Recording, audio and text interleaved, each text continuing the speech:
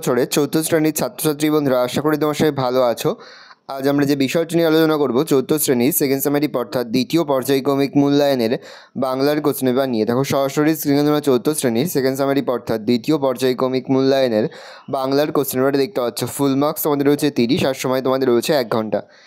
একে দাগে রয়েছে সঠিক উত্তরটি নিচে দাগ দাও। প্রশ্নের মান রয়েছে হাফ করে হাফ গুণ 6 = 3। শম্ভুর 12, 13, 14 বছর বয়স, উত্তর হবে 12। উবা চক্ষুরি লতাপাতা কাঠকুটো দিয়ে ছবি আঁকতে ওস্তাদ, কাঠকুটো। হাড় ভাঙা পাতার গাছ শুষ্নি, শুশুনিয়া অযোধ্যা পাহাড়ের মাথায়, শুষ্নি। ছেলেবেলা থেকে স্কট কারখানায় জাহাজে দোকানে কাজ শিখতে থাকেন জাহাজে। শম্ভুকে বাইরে যেতে বারণ করেছিল কাক, গরু, বিড়াল, উত্তর হবে বিড়াল। লেখক গল্পটিতে যে জায়গার উল্লেখ করেছেন সেটি হলো ইউক্রেন, আমাজন, সুন্দরবন, মাজন। 2 দাগে রয়েছে পূর্ণবাক্যে উত্তর দাও। প্রশ্নের মান 1 করে 1 × 5 = 5। আমাজনের জঙ্গলে গল্পে আগন্তুক ছেলেটির নীরব প্রার্থনা কী ছিল? আমাজনের জঙ্গলে গল্পে আগন্তুক ছেলেটির নীরব প্রার্থনা ছিল আমাজনের রক্ষাকর্তা বোতোর কাছে, যে তিনি যেন তার মা বাবা বন্ধু বান্ধবদের কাছে ফিরে যাবার উপায় করে দেন আর তাকে যেন এই বিপদ থেকে উদ্ধার করে। প্রশ্ন, কবি সত্যেন্দ্রনাথ দত্ত কী নামে পরিচিত? কবি সত্যেন্দ্রনাথ দত্ত ছন্দের জাদুকর নামে পরিচিত। দুঃখিনী মায়ের দুঃখ ঘোচাতে কবি কী করতে চান? দুঃখিনী মায়ের দুঃখ ঘোচাতে কবি জগৎ জুড়ে বাণিজ্য করে সুখ ও সম্পদ আরোহণ করে আনতে চান।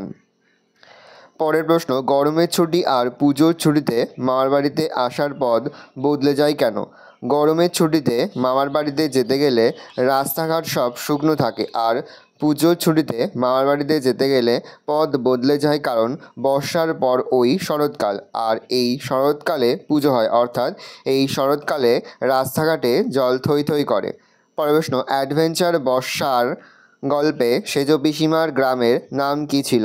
অ্যাডভেঞ্চার বর্ষায় গল্পে সেজ পিসিমার গ্রামের নাম ছিল চন্দ্রহার। 3 দাগে রয়েছে নিচের বাক্যগুলিতে কোন পুরুষের ব্যবহার রয়েছে লেখো। প্রশ্নের মান 1 করে 1 × 4 = 4। বড় মামা ছোট মামা আমাকে ওই ঝড় জলের মধ্যে দেখে অবাক, উত্তর হবে উত্তম পুরুষ। অতি শান্ত তোমার চলার গতি, এটা হচ্ছে মধ্যম পুরুষ। বসে বসে দেখি, উত্তম পুরুষ। মাটির কড়াইতে মাছের ঝোল রাঁধে, এটা হবে প্রথম পুরুষ। 4 দাগে রয়েছে কর্ম চিহ্নিত করো। প্রশ্নের মান হাফ করে হাফ গুণ 2 = 1। মাঝিরা নিশ্চিন্ত মনে নৌকা ভাসায়, এখানে হবে নৌকা। দাদুকে আমি ভালো করে তুলব, দাদুকে। সন্ধি বিচ্ছেদ করো। রবীন্দ্র, রবি যুক্ত ইন্দ্র, রবীন্দ্র। দেশান্তর, দেশ যুক্ত অন্তর, দেশান্তর। বর্ণ বিশ্লেষণ করো। চৌকাঠ, চ হসন্ত যুক্ত ও যুক্ত কয় হসন্ত যুক্ত আ যুক্ত ঠয় হসন্ত যুক্ত অ। কুস্তি, কয় হসন্ত যুক্ত হস্য যুক্ত দন্তস্ব হসন্ত যুক্ত তয় হসন্ত যুক্ত হর্ষয়।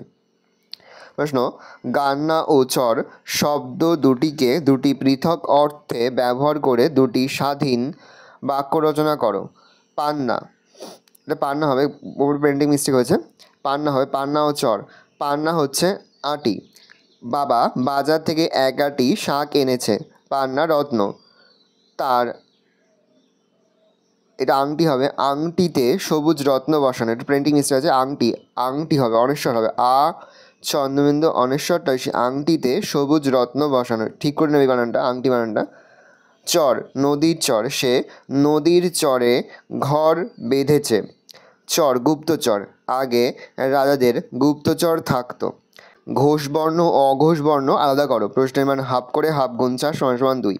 এখানে ঘোষবর্ণ হলো দ বর্গীয় জ র দন্ত নয় আকার, আর অঘোষ বর্ণ হচ্ছে খ কয়সী উন্তুজ ত আর ফ। আমি সাগর পাড়ি দেব কবিতাটি কবির নাম সহ 8 লাইন মুখস্থ লেখো। প্রশ্নের মান 8। আমি সাগর পাড়ি দেব কবি কাজী নজরুল ইসলাম। সাগর পাড়ি দেব আমি সওদাগর। 7 সাগরে ভাসবে আমার শব্দ মধুকর। আমার ঘাটের সওদা নিয়ে যাব সবার ঘাটে, চলবে আমার বেচা কেনা বিশ্বজোড়া হাটে। ময়ূরপঙ্খী বাজরা আমার লাল, বাউটা ধুলে ঢেউয়ের দোলায়, মরাল সম চলবে দুলে দুলে। সিন্ধু আমার বন্ধু হয়ে রতন মানিক তার, আমার তরি বোঝাই করে দেবে উপহার। ভালো করে দেখে নাও, এই রয়েছে টোটাল তোমাদের সেকেন্ড সামারি অর্থাৎ দ্বিতীয় পর্যায়ক্রমিক মূল্যায়নের চৌদ্দ শ্রেণীর বাংলার কোশ্চেন পেপার। ভালো তোমরা কোশ্চেনটা দেখে নাও।